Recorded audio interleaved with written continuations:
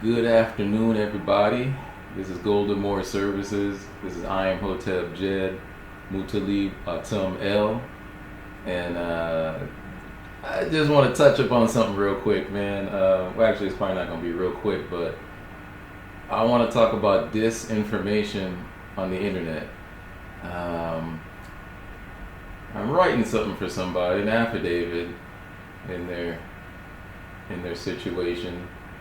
And I'm looking up a lot of case law pertaining to challenging jurisdiction. And I'm finding a lot of this shit, like right here, once jurisdiction is challenged, the court cannot proceed. I'm going to take you to the Justia website where I could look up all the fucking the consenting decisions and the dissenting decisions of judges, and you do not see this. And this is supposed to be quote, right? This is supposed to be a quote from a judge in this case. And when I look forward early in a lot of these cases I'm reading, I don't see this shit. So, what is this? 505 Federal Second Reporter, page 1026. So let's look at this real quick. Let's look at this. So let's go to U.S. law and U.S. Court of Appeals, second series. I think it was 5. You can look up all the volumes here. And this is 505. And then quickly search for 1026. And here we go, right? So 505, 1026. Let's see. 505. It says Mello versus the United States, right? Mello, United States. So that's the right one. Now when I look at this, I just simply take some words out of here. I'll go, let's look at the word, let's look at challenge. As a matter of fact, let's look at this whole clause there. You know what I'm saying? We'll just look it up. It should be there. If he said it, it should be there, right? So I'm looking. It ain't there. You know what I'm saying? That whole clause. I mean, I'm looking at the case. This is the publication of the case. Everything the judge says in their opinions, right? Where there's consenting or dissenting. And it ain't there. I mean, none of these words are in the fucking opinions at all. Let's look up just jurisdiction. Oh shit, put way too much in there.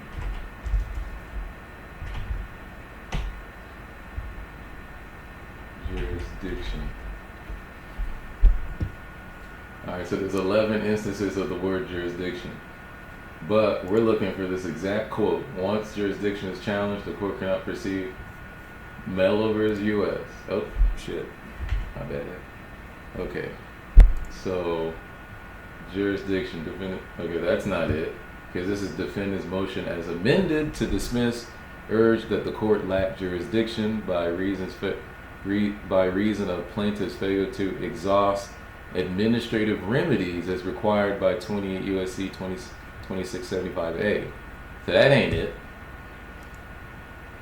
Alright, we can already tell this ain't it. The court held the plaintiff's claim failed to comply with the regulation and hence that the claim did not meet jurisdictional requirement. And I forgot what this case was about. But this has something to do with, and these all have to do with federal courts. This ain't like state courts or superior courts, it's all federal court. So, and if you want to move it from state to federal, you have to answer the federal question, which I'm not going to go into in this video. But as you can see, I'm looking at, there is nothing in here that says that shit. When it clearly appears that the court lacks jurisdiction, the court has no authority to reach the merits. In such a situation, the action should be dismissed for want of jurisdiction. The court wants to have jurisdiction, but you're not giving it a reason. And I think in this instance, but you can see every instance of the word jurisdiction in the case, and the judgment of dismissal is amended to show that it is based on want of jurisdiction. As so amended, the judgment is affirmed. So they're affirming the decision made by the lower court. So let's see these. That's all 11 instances, and nowhere in that opinion does it say this. So somebody's purposely putting misinformation on the internet. Let's look at another. Let's look at Joyce. You know, those are pretty hard to find. 2D. Let's look at this one, because I did look at this one earlier. So it says, court must prove on the record all jurisdiction facts related to the jurisdiction asserted. So let me go here. Oh, actually, let me look at this. 102 Federal Second Reporter 188. So let's go back. Go back, and I think it was 108. Let's see, 108, page 188. So let's look up 188, and okay, didn't look up 188 at all, but shit, they don't have 188 here. So let's so it's 102 for 10. Here it is. I must have looked it up earlier. Oh, they do have it. I don't know why it didn't pop up. Oh, that's 128.88. That's not it. 108. Okay, they don't have that one. I thought I found it earlier, but they don't have it. The law provides that once state and federal jurisdiction have been challenged, it must be proven. I couldn't find this one earlier either, but maybe I have some luck this time. But what I'm saying, a lot of this stuff is unproven. Did I really copy over there? Or did I just copy? Okay. Jurisdiction can be challenged at any time. Okay, let's look at this one, just to double check it and make sure it's real. So 495. 906.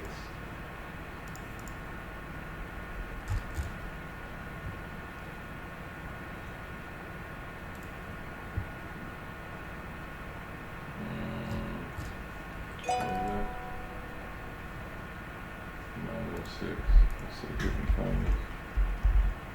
Alright, here we go. Something we can verify.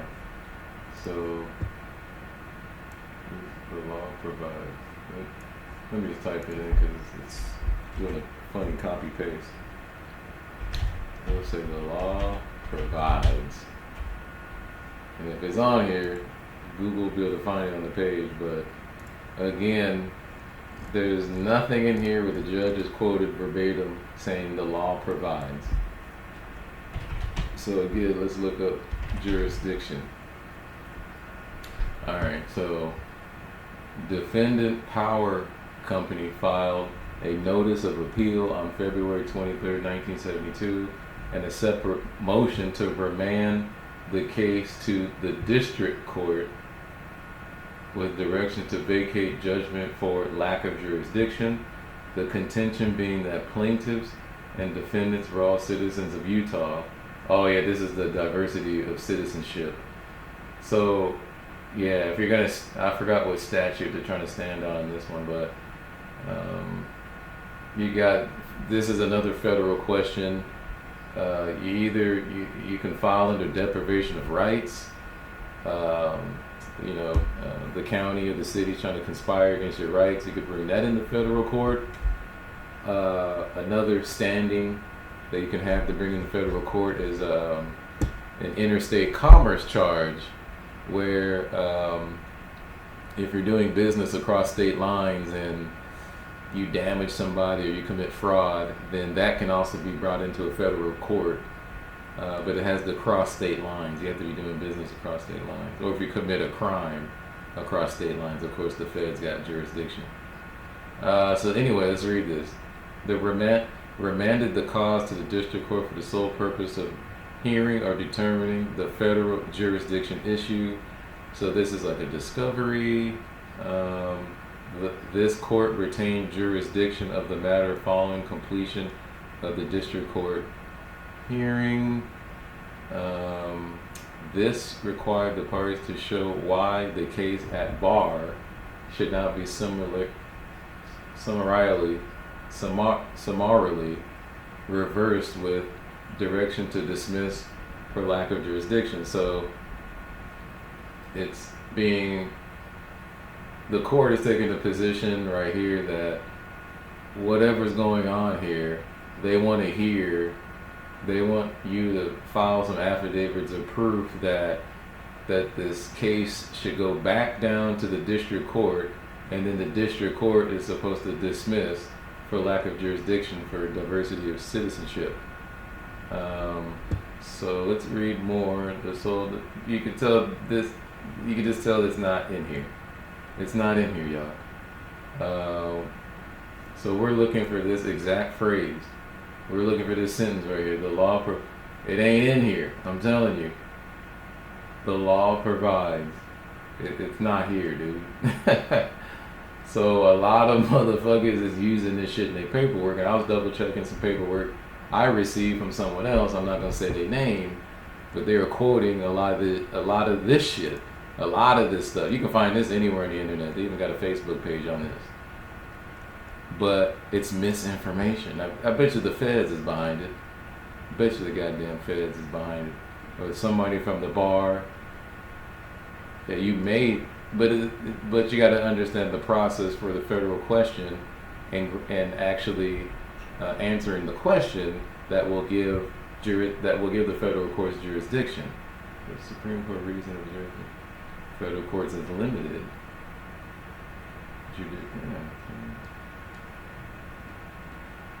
Objection, not waiving jurisdiction requirements.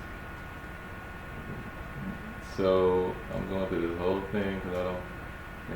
If he's right, the guy's right. If the people who quoted these case citations in the quotes, okay, it's nowhere in here. So that's what I'm saying. There's a lot of disinformation on the internet. So people need to read their fucking paperwork, and they need to double check it. I don't give a fuck who it came from. Double check the fucking paperwork, man. You can come to this website. I kind of showed you how to navigate Just T. I even got an account here now. But if you want to look up a Supreme Court case under federal law, there it is. If you know how to quote case citation, you can look here. Let's say it's 574, page 100 or something. Docket. This is not my docket numbers. But it's a bad example then. Okay.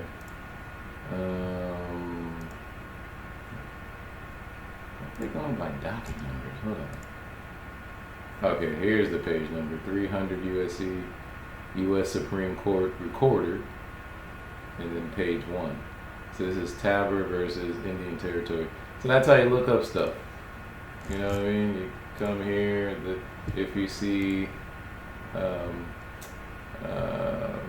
U.S., let's go over here, like U.S., like 495, Federal Reporter, second edition, in pages 906 and 910. You would just come here, and hopefully they have it in here. You see, Federal Reporter, second series, volume 495, and then I don't think I found it by search last time, so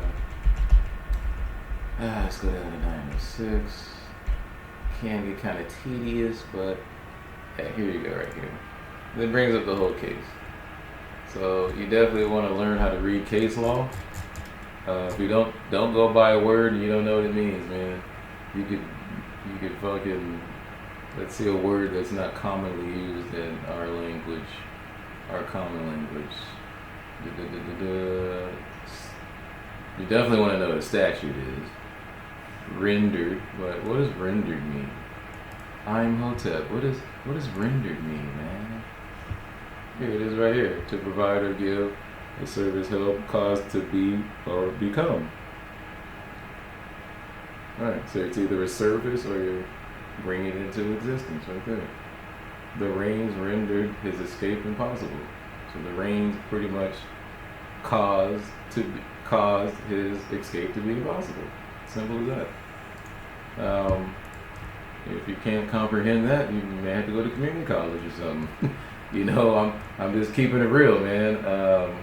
Because you need to be able to interpret this shit. So get you a Black Laws dictionary or something. I actually wanted to go over a case. I think I freaking man. You know what? I wanted to go over a case and now I lost my. It's actually the Supreme Court. The Superior Court. See all these statutes here. All these cases. These is what federal court. You don't want to look up federal court because you're not in federal court yet. So actually, this was a good one. This is Goodwine versus Superior Court, and this is in LA County, where I guess there was a couple. The plaintiff, Marjorie E. Goodwin, began an action for separate maintenance against her husband, Don F. Goodwine. A writ of attachment. This is an attachment lien, which is basically a lien on property, was levied upon defendant's real property in the County of Los Angeles, giving the trial court quasi-in rem jurisdiction. Now I'm going to give my opinion on that in a minute.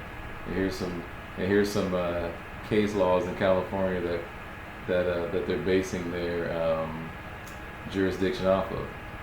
Plaintiff secured an order for service by publication based on an affidavit that defendant resided out of the state and defendant was personally served in Mexico.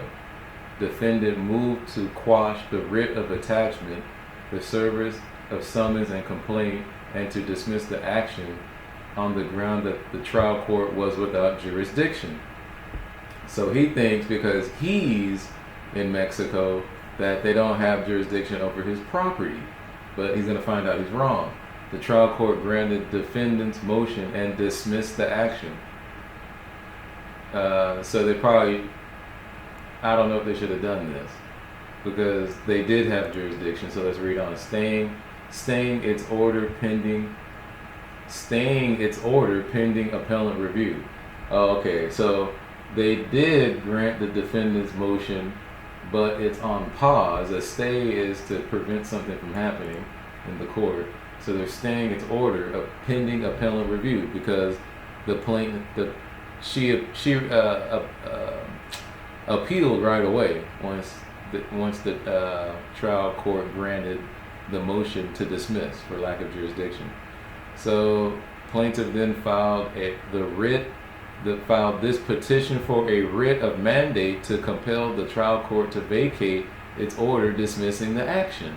So she petitioned, she filed an appeal, and then she filed this petition with the Court of Appeal for a writ of mandate to compel the trial court to vacate its order dismissing the action. Now, you cannot write a writ of mandate. This has to come from the court. So that's why she's petitioning the court for a writ of mandate to compel the trial court to vacate its order, because the writ of mandate has to come from a judicial court to a legislative court. The superior courts are legislative courts, not judicial courts. So she's asking, a petition basically means to beg or ask for a writ of mandate, you know what I'm saying, to vacate that order and dismissing the action. So anyway, this goes, tells a little bit of the story about the background of the Goodwins, how they got married in Nevada in 55, moved to California, and then moved to Mexico. Defendant contends that the trial court has no jurisdiction in an action for separate maintenance when neither party is domiciled in the state. There is no merit in this contention. In an action for divorce, domicile is dispositive, since the domicile of one spouse within a state gives power to that state to dissolve a marriage wheresoever contracted.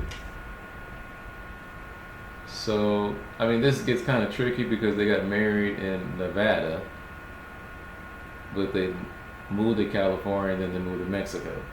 But this is for a lien on the home by the wife. So the state in which one spouse is domiciled is deemed to have sufficient interest to terminate the marriage.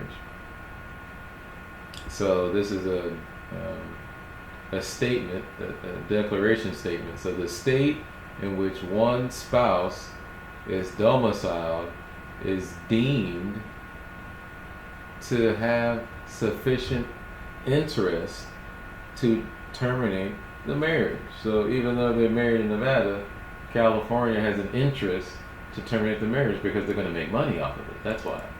Because divorce and marriage is a multi-billion-dollar industry. So anyway, thus a state has the power to grant an ex parte divorce. Ex parte means the other party ain't even got to be there. Ex the other party, divorce to a domiciliary wife without personal jurisdiction over the husband. So they're saying that they don't have any personal jurisdiction because he's out of the country and out of the state over the husband, or quasi in rem jurisdiction over his property in an action. Okay, so I'm not going to read the rest of this. Y'all can find that. But jurisdiction is granted.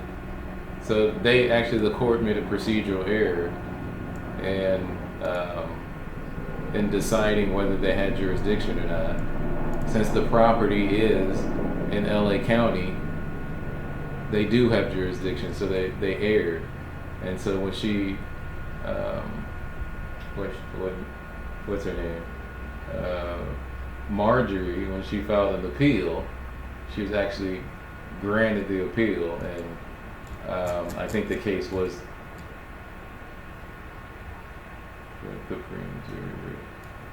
as prayed.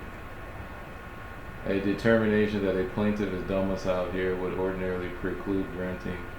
Preclude means to prevent. Basically, granting the defendant's motion for dismissal on the ground of forum non-convenience. The doctrine of forum non-convenience. What the hell is this? I never heard of this before. Let's look that shit up. Forum non-convenience. A court's discretionary power to decline the exercise of its jurisdiction where another court may more conveniently hear the case. So that's what the appellate court did. And they're also saying that the defendant's motion for dismissal is not going to work. They're basically saying it's not going to work because the wife, the plaintiff, is still domiciled in the county where she filed the initial case, the initial litigation. So this form of non-convenience, the courts can take this on sua sponte if they think another court has more jurisdiction, what kind of ties back to the error by the superior court saying that they don't have jurisdiction and granting the defendant the motion to dismiss for lack of jurisdiction. So actually they did have jurisdiction, they didn't even know they had it. So the appellate court sent it back down to the Supreme Court to try the case. So okay, that's pretty interesting. So you learn something new every time you look at this shit. But the focus of this video is definitely on misinformation on the net, man.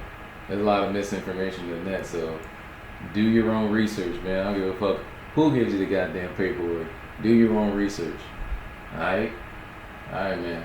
Peace to the gods. Everybody be safe. And till next time.